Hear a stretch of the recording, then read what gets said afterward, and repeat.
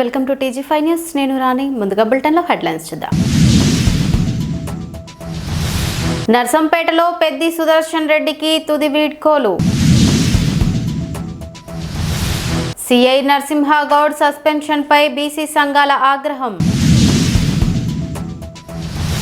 పటాన్ చెరు శాసనసభ్యులు గూడెం మహిపాల్ రెడ్డి ఓటర్లకు విజ్ఞప్తి. రాష్ట్రంలో పెండింగ్లో ఉన్న ఫీజు రియంబర్స్మెంట్ బకాయిలను వెంటనే విడుదల చేయాలని డిమాండ్. నాగారం డివిజన్లోని నాగారం దమ్మాయిగూడ ప్రధాన రహదారిపై భారీగా వర్షపు నీరు. తెలంగాణ ఉద్యమ క్షేత్రంలో నర్సంపేట రాజకీయాల్లో చెరగని ముద్ర వేసిన కీలక నేత మాజీ ఎమ్మెల్యే పెద్ది సుదర్శన్ రెడ్డి అకాల మృతి చెందడం తీవ్ర దిగ్భ్రాంతిని కలిగిస్తోంది. ఆయన మరణ వార్తతో గులాబీ శ్రేణులు, తెలంగాణ ఉద్యమకారులు తీవ్ర శోక సముద్రంలో మునిగిపోయారు. పెద్ది సుదర్శన్ రెడ్డి భౌతిక కాయం నర్సంపేట మీదుగా ఆయన స్వగ్రామమైన నల్లవెల్లికి తరలిస్తుండటంతో అశేష జనవాహిని నర్సంపేట వైపు కదిలి వస్తోంది. తమ ప్రియతమ నాయకుడిని ఆఖరిసారి చూసేందుకు కార్యకర్తలు, ప్రజలు భారీగా తరలివస్తున్నారు. నర్సంపేట పట్టణంలోని అమరవీరుల స్తూపం వద్ద పెద్ది సుదర్శన్ రెడ్డికి నివాళులు అర్పించేందుకు అభిమానులు, పార్టీ నాయకులు భారీ సంఖ్యలో వేచి చూస్తున్నారు. మలిదశ తెలంగాణ ఉద్యమంలో పెద్ది సుదర్శన్ రెడ్డి పోషించిన పాత్రను, నర్సంపేట నియోజకవర్గ అభివృద్ధికి ఆయన చేసిన సేవలను ఈ సందర్భంగా తోటి ఉద్యమకారులు గుర్తు చేసుకుంటున్నారు. ఆయనతో ఉన్న అనుబంధాన్ని తలుచుకుంటూ కార్యకర్తలు కన్నీరు మున్నీరవుతున్నారు. పెద్ది సుదర్శన్ రెడ్డి అమర్ రహే అంటూ నర్సంపేట నినాదాలతో మారుమోగుతోంది. తెలంగాణ ఉద్యమ క్షేత్రంలో నర్సంపేట రాజకీయాల్లో చెరగని ముద్ర వేసిన కీలక నేత మాజీ ఎమ్మెల్యే పెద్ది సుదర్శన్ రెడ్డి అకాల మృతి చెందడం తీవ్ర దిగ్భ్రాంతిని కలిగిస్తోంది. ఆయన మరణ వార్తతో గులాబీ శ్రేణులు, తెలంగాణ ఉద్యమకారులు తీవ్ర శోక సముద్రంలో మునిగిపోయారు. పెద్ది సుదర్శన్ రెడ్డి భౌతిక కాయం నర్సంపేట మీదుగా ఆయన స్వగ్రామమైన నల్లవెల్లికి తరలిస్తుండటంతో అశేష జనవాహిని నర్సంపేట వైపు కదిలి వస్తోంది. తమ ప్రియతమ నాయకుడిని ఆఖరిసారి చూసేందుకు కార్యకర్తలు, ప్రజలు భారీగా తరలివస్తున్నారు. నర్సంపేట పట్టణంలోని అమరవీరుల స్తూపం వద్ద పెద్ది సుదర్శన్ రెడ్డికి నివాళులు అర్పించేందుకు అభిమానులు, పార్టీ నాయకులు భారీ సంఖ్యలో వేచి చూస్తున్నారు. మలిదశ తెలంగాణ ఉద్యమంలో పెద్ది సుదర్శన్ రెడ్డి పోషించిన పాత్రను, నర్సంపేట నియోజకవర్గ అభివృద్ధికి ఆయన చేసిన సేవలను ఈ సందర్భంగా తోటి ఉద్యమకారులు గుర్తు చేసుకుంటున్నారు. ఆయనతో ఉన్న అనుబంధాన్ని తలుచుకుంటూ కార్యకర్తలు కన్నీరు మున్నీరవుతున్నారు. పెద్ది సుదర్శన్ రెడ్డి అమర్ రహే అంటూ నర్సంపేట నినాదాలతో మారుమోగుతోంది. హైదరాబాద్ బషీర్బాగ్ ప్రెస్ క్లబ్ లో నిర్వహించిన సమావేశంలో బీసీ విద్యార్థి సంఘం జాతీయ అధ్యక్షుడు విక్రమ్ గౌడ్ తో కలిసి బీసీ సంక్షేమ సంఘం వర్కింగ్ ప్రెసిడెంట్ కుల్కచర్ల శ్రీనివాస్ మాట్లాడారు. ఇటీవల మలక్పేట్ సిఐ నరసింహగౌడ్ ను సస్పెండ్ చేయడాన్ని వారు ఖండించారు. ఆయనపై వచ్చిన ఆరోపణలు సమగ్రంగా విచారించకుండానే ఓ మహిళా న్యాయవాది ఫిర్యాదు ఆధారంగా చర్యలు తీసుకోవడం సరికాదని అభిప్రాయపడ్డారు. నరసింహగౌడ్ బీసీ వర్గానికి చెందిన అధికారి కావడం వల్లే ఈ చర్యలు తీసుకున్నారని ఆరోపించారు. సిఐ కుటుంబ వ్యవహారానికి సంబంధించిన అంశం ప్రస్తుతం న్యాయస్థానంలో విచారణలో ఉన్నప్పటికీ అదే అంశాన్ని సస్పెన్షన్కు కారణంగా చూపడం తగదన్నారు. బీసీలు ఉన్నత స్థానాలకు ఎదగడాన్ని కొందరు జీర్ణించుకోలేక అసత్య ఆరోపణలతో వేధింపులకు పాల్పడుతున్నారని విమర్శించారు. సిఐపై వచ్చిన ఆరోపణలపై నిష్పక్షపాత విచారణ చేపడితే వాస్తవాలు వెలుగులోకి వస్తాయని పేర్కొన్నారు. అలాగే కావాలనే తప్పుడు ఆరోపణలు చేసిన వారిపై చట్టపరమైన చర్యలు తీసుకోవాలని హైదరాబాద్ పోలీస్ కమిషనర్ ను కోరారు.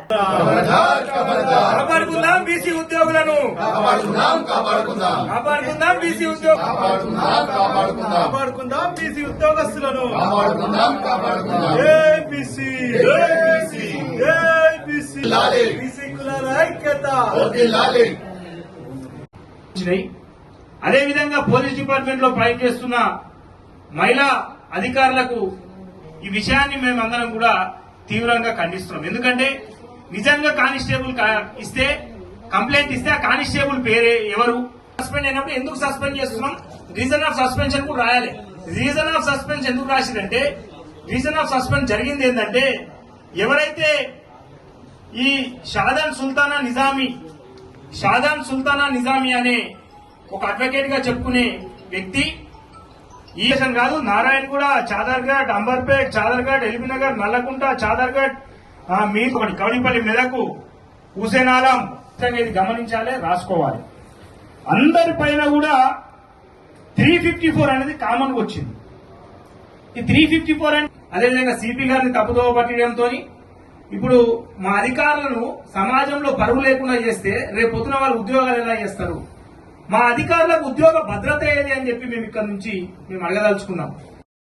పత్రికా సమావేశంలో పాల్గొన్నటువంటి పాత్రికేయ మిత్రులందరికీ కూడా ఈరోజు బీసీ సంక్షేమ సంఘం, బీసీ జేఏసీ, బీసీ విద్యార్థి యువజన సంఘాల తరఫున ఈరోజు ఒక మీడియా సమావేశం నిర్వహిస్తా ఉన్నాం. ఈరోజు బీసీ సంక్షేమ సంఘం అనేది బడుగులను కంటికి రెప్పలా కాపాడుకునేటటువంటి సంఘం. ఈ అసోసియేషన్ గాని ఈ రాష్ట్రంలో బడుగులకు జరుగుతున్నటువంటి అన్యాయాలు గాని, బడుగుల మీద జరుగుతున్నటువంటి కుట్రలను ఛేదించడానికి ఈరోజు బీసీ సంక్షేమ సంఘం పూనుకోవడం జరిగింది. ఎందుకంటే కొంతమంది కావాల్సుకొని బీసీ అధికారుల పైన కావాలనే కుట్ర బుద్ధులతోన బీసీ అధికారులను వేధించడం ఈరోజు పరిపాటిగా మారింది తెలంగాణ రాష్ట్రంలో. ఏ వర్గానికి లేనటువంటిది బీసీ అధికారుల పైన అనేకమైనటువంటి కేసులు గాని, సస్పెండ్ ఆర్డర్స్ గాని, ఒక్క డిపార్ట్మెంటే కాకుండా అనేకమైన డిపార్ట్మెంట్ లో ఈరోజు బీసీ అధికారులు వేధిస్తా ఉన్నారు. మేము ఇప్పటికైనా రాష్ట్ర ప్రభుత్వానికి విజ్ఞప్తి చేస్తా ఉన్నాం, డిమాండ్ చేస్తా ఉన్నాం.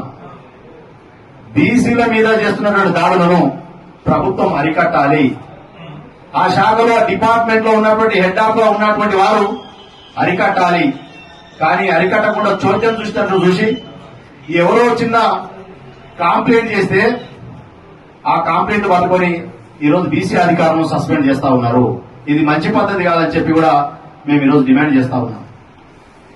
ఈ విధంగా చేసుకుంటూ పోతే డిపార్ట్మెంట్ ఎంతమంది మిగులుతారు? ప్రతి ఒక్కరు దానయ్య ప్రతి ఒక్కరు కంప్లైంట్ చేసుకుంటూ పోతే ఆ కంప్లైంట్ చేసిన ప్రతిని పట్టుకొని మీరు సస్పెండ్ చేసుకుంటూ పోతే మరి డిపార్ట్మెంట్ ఎవరు మిగలరు.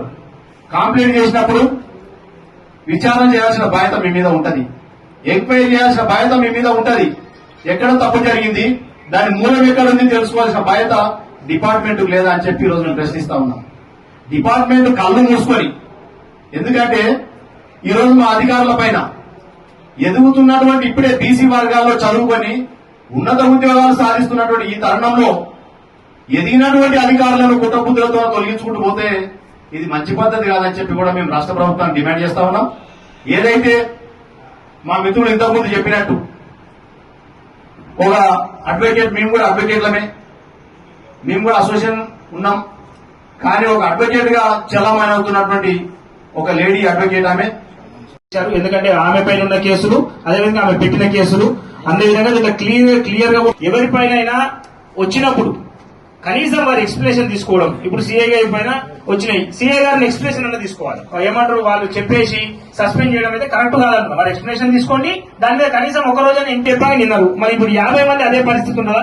354 ఉంటుందా 50 మంది మీద? కూడా పంపించారు. మేము కూడా బాల్ అసోసియేషన్ దృష్టికి తీసుకుపోయే ప్రయత్నం చేస్తాం.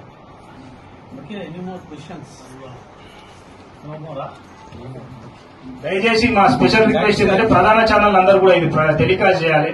ఎందుకంటే పడాలి కాబట్టి మీరు దీన్ని ఖచ్చితంగా సహకరించాలి. ఇప్పుడు అభివాదం చేయాల్సిందిగా కోరుతున్నాను. ధన్యవాదాలు. కాపాడుకుందాం బీసీ ఉద్యోగులను, కాపాడుకుందాం బీసీ ఉద్యోగులను, కాపాడుకుందాం బీసీ ఉద్యోగస్తులను,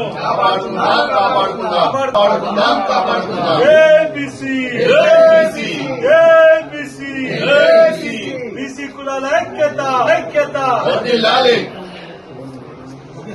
కేంద్ర ఎన్నికల సంఘం ఆధ్వర్యంలో చేపడుతున్న ఓటర్ల జాబితా ప్రత్యేక సమగ్ర సవరణ కార్యక్రమం ముగియడానికి మరో 4 రోజుల సమయం మాత్రమే ఉందని, ఎస్ఐఆర్లో తమ ఓటు వివరాలు నమోదు చేయించుకుని ప్రతి ఒక్కరూ తప్పనిసరిగా ఎస్ఐఆర్లో పాల్గొని పూర్తి వివరాలు అందించాలని పటాన్చెరు శాసనసభ్యులు శ్రీ గూడెం మహిపాల్ రెడ్డి పటాన్చెరు ఓటర్లకు విజ్ఞప్తి చేశారు. ప్రజాస్వామ్యంలో ఓటు హక్కు అత్యంత కీలకమని, ప్రతి ఓటుకు దేశం, రాష్ట్రం, నియోజకవర్గ అభివృద్ధి నిర్ణయించే శక్తి ఉంటుందని అన్నారు. గురువారం ఉదయం పటాన్చెరు పరిధిలోని జిఎంఆర్ కన్వెన్షన్ సెంటర్లో నియోజకవర్గ స్థాయి ముస్లింలు, క్రిస్టియన్లు, మిల్లర్స్ సెంట్రింగ్ అసోసియేషన్ సభ్యులకు ఎస్ఐఆర్ అంశంపై అవగాహన కార్యక్రమం నిర్వహించారు.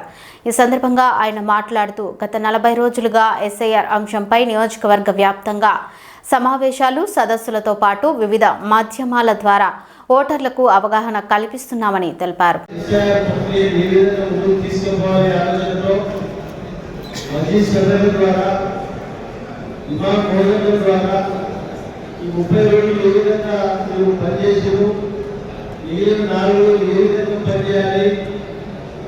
చర్చ్ పాస్టర్ల ద్వారా ఆదివారం ఒకటే రోజు కాకుండా ఈ 4 రోజులు అవసరం ఉంటే మీరు ప్రేయర్లు, ప్రార్థనలు నిర్వహించండి. వారందరికీ మెసేజ్ పంపండి. దయచేసి చర్చ్ పాస్టర్ మీకు చూపించు. ఒక పాస్టర్ ఒక చర్చ్కు 500 నుంచి 600 మంది సత్సంబంధాలు ఉంటాయి భక్తులు. ఇక్కడ మసీదులో ఇంకా రోజు 2 సార్లు 3 సార్లు నమాజ్ చేసే సమయంలో 1000 నుంచి 1500 మంది నా తెలిసిన గారికి ఒక మసీదుకు జనాలతో సంబంధాలు ఉంటాయి. సెంట్రింగ్ సేవల్లో ఇంకా పెద్ద బిల్డింగ్ 10 మంది వరకు ఇక్కడ పనిచేస్తూ ఉంటారు. రాష్ట్ర వ్యాప్తంగా కానీ నియోజకవర్గ వ్యాప్తంగా కానీ వారందరూ దయచేసి 4 రోజులు టైం కేటాయించి మిగిలిన ఓటర్ స్టెప్పులు పెంచుకోవడానికి మీరు ప్రయత్నం చేయాలని చెప్పి అందరికీ విజ్ఞప్తి చేస్తా ఉన్నాను. ఎందుకంటే పటాన్చెరు అంటే ఒక తొలి భారతదేశం. ఓటర్ లిస్టులో పేరు లేకపోతే భారతదేశంలో లెక్కలకు రాదు. భారతదేశ జనాభా లెక్కగా పడిపోయి మరిగేసంత ఓటర్ లిస్టు నాకు ఏదో ఉంటాయండి. లెక్కలో చంద్రలేదు ఆ విధంగా దయచేసి మనిషికి మన హక్కు ఓటర్ లిస్టు పేరు కూడా ఓటు వేయడం మన హక్కు. నా పాస్టర్గా కూర్చోగా లేట్ వచ్చిన వారికి, మొదలు వచ్చిన వారికి ఒకటే విజ్ఞప్తి. ఈ 4 రోజుల ప్రక్రియను మీ ఇంట్లో బిడ్డ పిల్లలు, కొడుకు పిల్లలకు ఏ విధంగా అడవుడి అవుతారో, శ్రద్ధ వహిస్తారో ఆ విధంగా శ్రద్ధ వహించి మీరు ఓటర్ లిస్టులో పేరు నమోదు చేయించవలసిన అవసరం ఎంతైనా అందరికీ తెలియజేస్తా ఉన్నారు. చేసినప్పుడే ఈ ప్రాంత అభివృద్ధిలో భాగస్వామ్యం, ఈ ప్రాంతంలో ప్రభుత్వపరంగా వచ్చే స్కీములకు అర్హులైతారు. మీ పిల్లల చదువు కానీ రకరకాల స్కీములకు అర్హులవుతాం. కాబట్టి తప్పకుండా మనమే కాదు पड़ोसिया अपने रिश्तेदार दोस्त किधर किधर फोना करो जाके आओ మెసేజ్ लगाओ अंदर మీ ఫ్రెండ్స్ లో గాని చుట్టాలు గాని పక్కల గాని తెలిసిన వారు గాని ఎక్కడైనా సరే కస్టమర్లు ఎక్కడైనా సరే వాళ్ళందరికీ తెలిసి ఫోన్ చేసి మాట్లాడి మీరందరూ ఈ ప్రక్రియలో 63% వచ్చిన మనం షేర్లింగంపల్లిలో 35% సార్, ముగ్గురుపల్లిలో 32% ఉన్నది, ఎల్బీ నగర్ 25% ఉన్నది, ఉత్పలాపూర్ 40%, 30% ఉన్నది. ఎగ్జాంపుల్ చెప్తాను, మీ అందరి సహకారంతో 63% రావడం జరిగింది. తిరిగి మనం ఈ 4 రోజులు ఎక్సైజ్ చేసినట్టయితే మనం 26 హైదరాబాద్ 26 నియోజకవర్గాలు 26 అలా నంబర్ 1 గా మనం 3 వరుసలో ఉంటాం. కాబట్టి మనం అన్ని రకాల ప్రభుత్వాలను డివైడ్ చేయడానికి హక్కు ఉంటుంది. కాబట్టి దయచేసి చర్చ్ పాస్టర్లు ప్రత్యేక మనవి, మీరు మీ భక్తులతో మీరు చర్చిలో పాస్టర్ ఆదివారం కాకుండా ఈ 4 రోజులు మీరు భక్తులు కొనసాగించండి. భక్తులతో మీరు మైనార్టీ సోదరులు రోజు 3 సార్లు 4 సార్లు నమాజ్ చేస్తూ ఉంటారు. ఇమాము రోజులు వాళ్ళ ద్వారా మీరు కుల పెద్దలు మైనార్టీ పెద్దలు వెళ్ళి వాళ్ళతో మాట్లాడి తప్పకుండా ప్రక్రియను స్ట్రెంత్ పెంచడానికి, పర్సెంటేజ్ పెంచడానికి ప్రయత్నం చేయాలని చెప్పి నేను ప్రత్యేకంగా కోరుతా ఉన్నా. కాబట్టి మీరందరి వర్షం పడ్డ సకాలంలో వచ్చి వాటికి వచ్చిన మీరందరూ వచ్చి ఎస్ఐఆర్ మీద మీరు అవగాహన సదస్సును విజయవంతం చేసినందుకు నేను మీ అందరికీ, వేదిక పైన ఉన్న వాళ్ళందరికీ, ఈ చర్చ్ పాస్టర్లకు, మైనార్టీ సోదరులకు, సెంట్రింగ్ సోదరులకు అందరికీ, పేరు పేరున పత్రికా సోదరులకు అందరికీ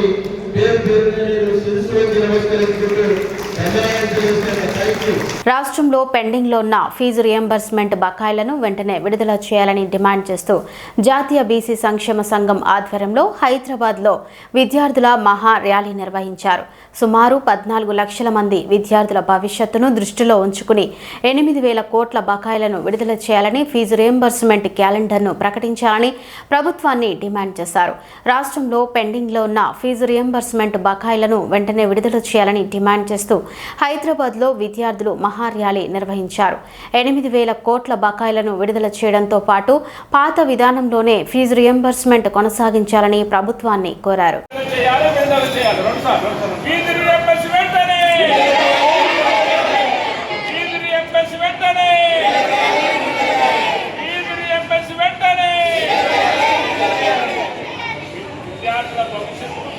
విద్యార్థుల భవిష్యత్తును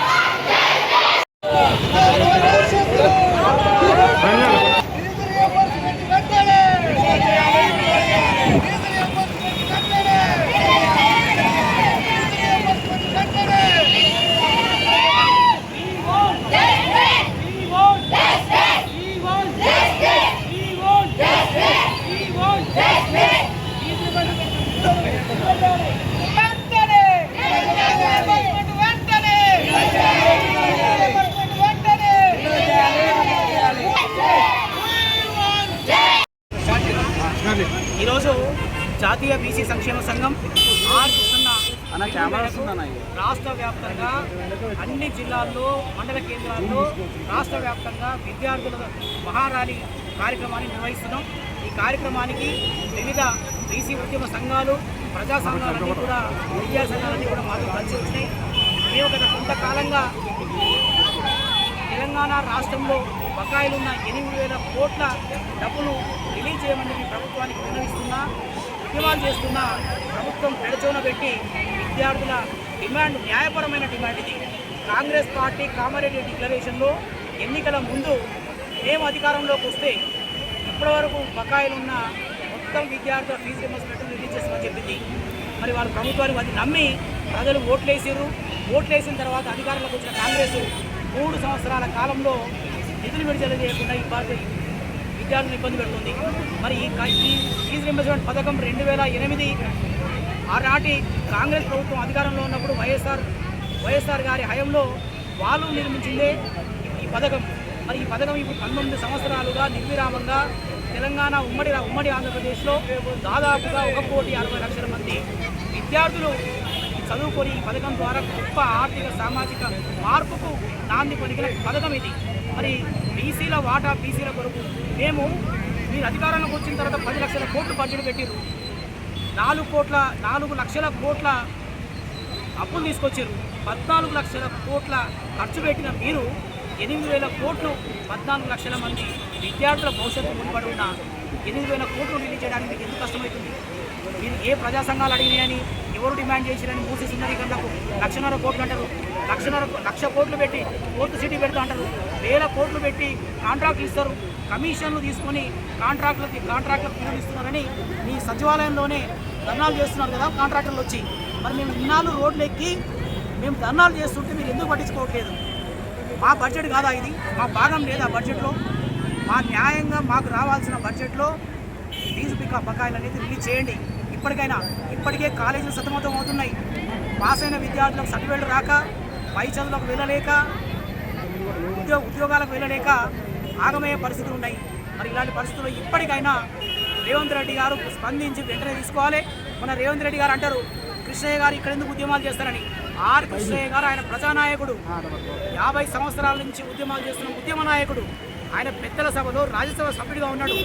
అలాంటి రాజ్యసభ సభ్యులు దేశంలో ఉన్న ఏ సమస్య గురించైనా మాట్లాడవచ్చు.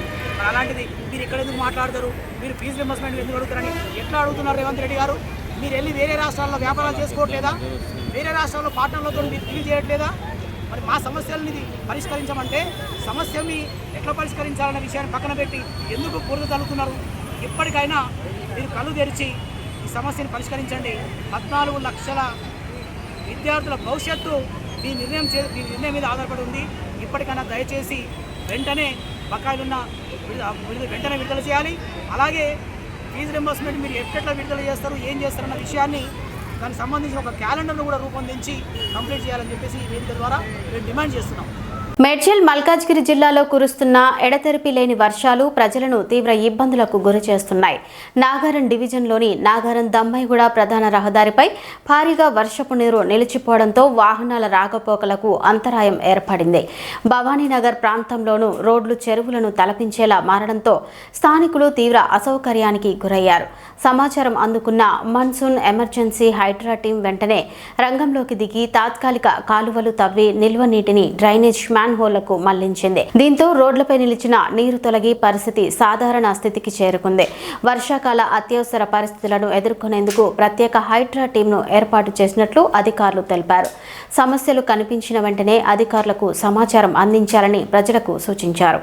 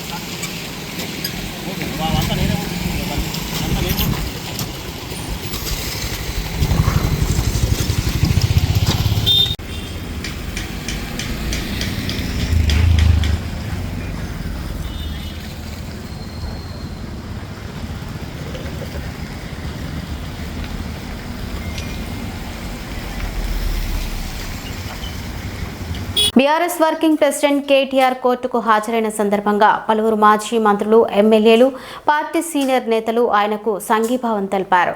మాజీ మంత్రులు సబితా ఇంద్రారెడ్డి, మహమూద్ అలీ, వేముల ప్రశాంత్ రెడ్డి, ఎమ్మెల్యేలు కౌశిక్ రెడ్డి, వివేకానంద గౌడ్తో పాటు ఆర్ఎస్ ప్రవీణ్ కుమార్, బాల్కసుమన్ సహా పలువురు బీఆర్ఎస్ నాయకులు కోర్టుకు చేరుకున్నారు.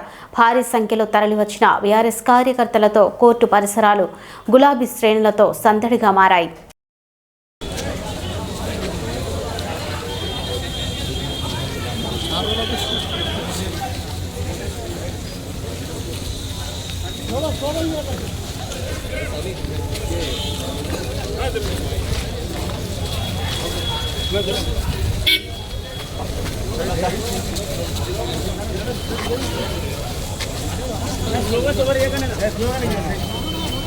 స్లోగన్స్ వద్దు ప్లీజ్, దయచేసి స్లోగన్స్ ఇవ్వకండి.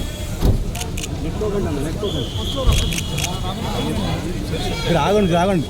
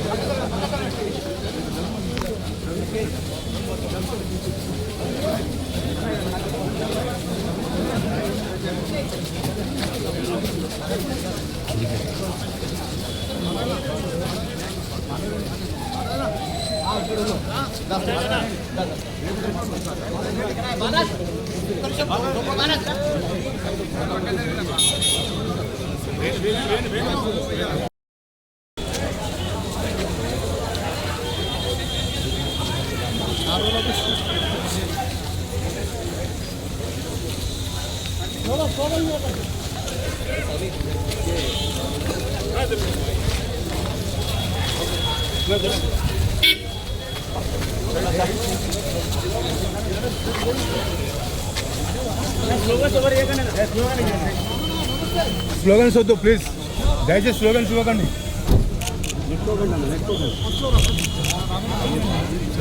ఆగండి ఆగండి.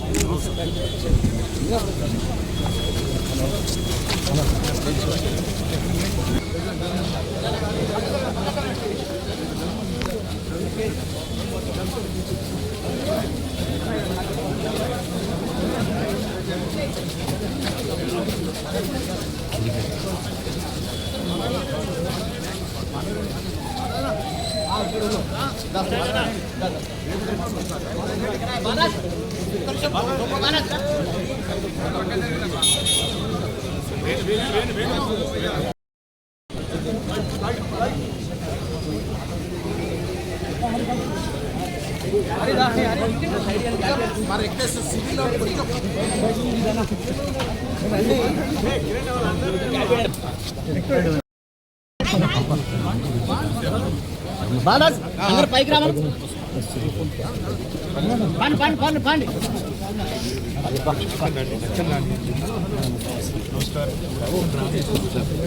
రామన్న నమస్తే.